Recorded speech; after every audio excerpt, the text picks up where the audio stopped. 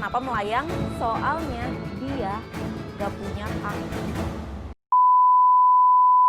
Halo Yoyo semua, makasih buat kalian yang udah klik video ini. Di video kali ini aku mau bahas tentang kisah-kisah mistis yang terjadi di sekolah-sekolah di Indonesia. Buat kalian yang baru di channel ini, kenalin, nama aku Sharon Adeline. Karena kalau misalkan nggak kenal maka tak sayang gitu kan. Apakah salah satu dari sekolah ini adalah sekolah kalian? So, mau tahu ceritanya? Let's find out.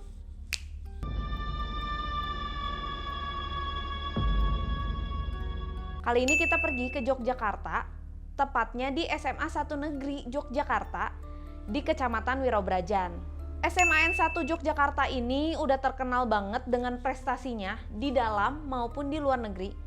Tapi nggak cuma prestasinya yang terkenal, ternyata kisah horornya pun terkenal. Yang pertama kita buka dengan Mbak Yayu, artis dari sekolah ini.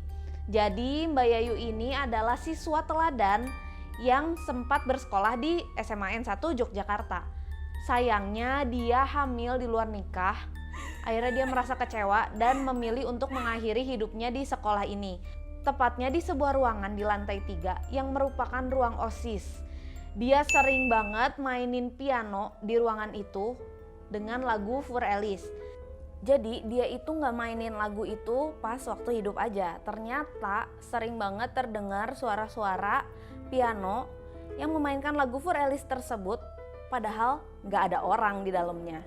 Sempat ada beberapa orang yang mencoba untuk memindahkan piano ini, tapi semua usahanya sia-sia, nggak pernah bisa dipindahin. Ada aja masalahnya. Banyak beredar mitos kalau misalkan kita mau ketemu si Mbak Yayu ini, kita tuh tinggal mainin lagu Fur Ellis, tepatnya di ruangan tersebut. Pasti si Mbak ini muncul.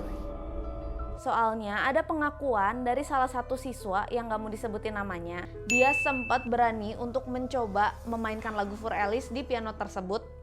Tapi bener aja, pas dia udah beres main piano itu dan dia lagi bercermin, ada sosok Mbak Yayu di belakangnya.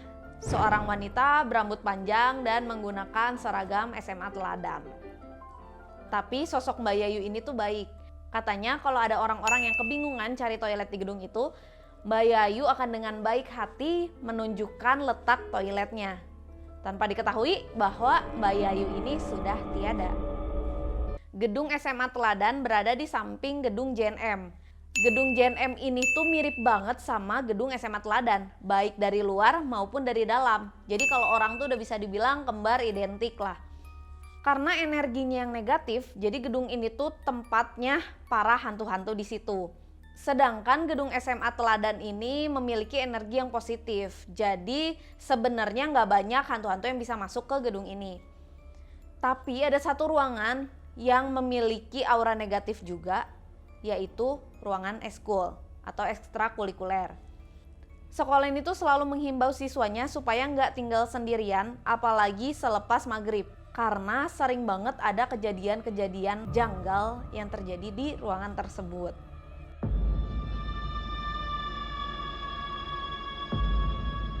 Kisah yang kedua berasal dari SMA Tugu Malang. SMA ini tuh terkenal banget sama kisah lantainya yang selalu mengeluarkan bercak darah.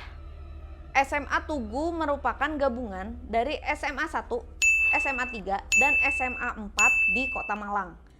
SMA ini udah cukup tua karena udah ada sejak tahun 1931. Kisah yang paling populer di SMA ini adalah lantai yang selalu mengeluarkan bercak darah. Meskipun lantai udah diganti, tetap aja lantai yang baru itu akan mengeluarkan bercak dengan pola yang sama seperti yang sebelumnya. Katanya darah ini tuh berasal dari para tentara yang disiksa tanpa ampun waktu zaman dulu di ruangan ini. Makanya bukan cuma darah aja, ternyata sering banget ada penampakan tentara tanpa kepala. Bukan cuma satu, tapi barisan. SMA Tugu Malang juga memiliki terowongan terlarang yang ada di bawah sekolah tersebut. Sempat ada 2 orang siswa yang sosokan berani buat masuk ke terowongan tersebut dan bener aja mereka berakhir dengan tragis. Yang satu hilang dan yang satu itu masih ada di rumah sakit jiwa sampai detik ini.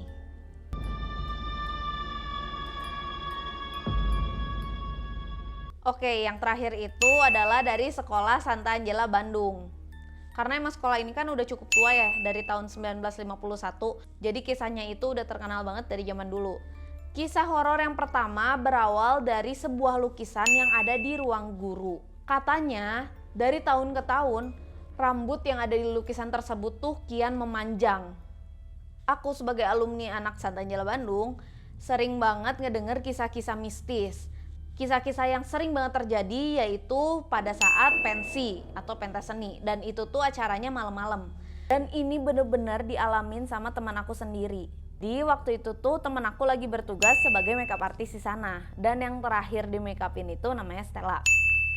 Pas dia lagi make upin, kerasa tuh dingin banget gitu hawanya, kayak ada yang janggal gitu. Tapi ya udah aja, soalnya dia ngerasa ya udahlah, yang penting bentar lagi beres. Pas udah selesai dan dia udah lagi siap-siap pulang, datang Stella yang belum di make up. Ya terpaksa dia harus make upin lagi. Cuman yang bikin geger, yang pertama itu siapa?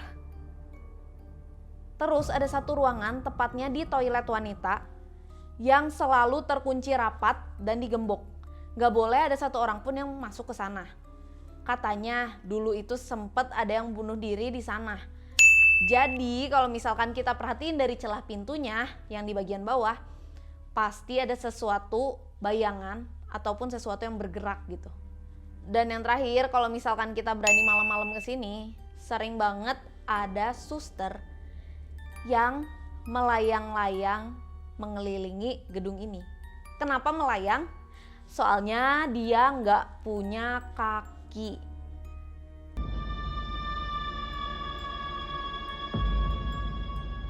Dan video ini aku tutup dengan urban legend yang terkenal banget di anak-anak tahun 90-an dan merata di seluruh sekolah di Indonesia. Walaupun agak nggak masuk akal, tapi kita kenang lagi ya si Mr. Gepeng ini. Kalau kalian anak-anak tahun 90-an pasti tahu deh. Buat kalian yang masih ingat tentang si Mr. Gepeng, please komen di bawah ya. Jadi siapa Mr. Gepeng ini? Katanya Mr. Gepeng adalah seorang laki-laki pengusaha sukses yang kaya raya. Bahkan waktu meninggalnya aja, dia itu lagi ngebawa sekoper penuh dengan uang. Kenapa dia meninggal? Ada dua versi. Yang pertama itu karena dia terjepit lift. Dan yang kedua karena terlindas bulldozer. Ini Mr. Gepeng ini tuh hobinya bersemayam di toilet wanita di sekolah-sekolah seluruh Indonesia. Dan dia sering banget nyisengin anak-anak yang ada di sana.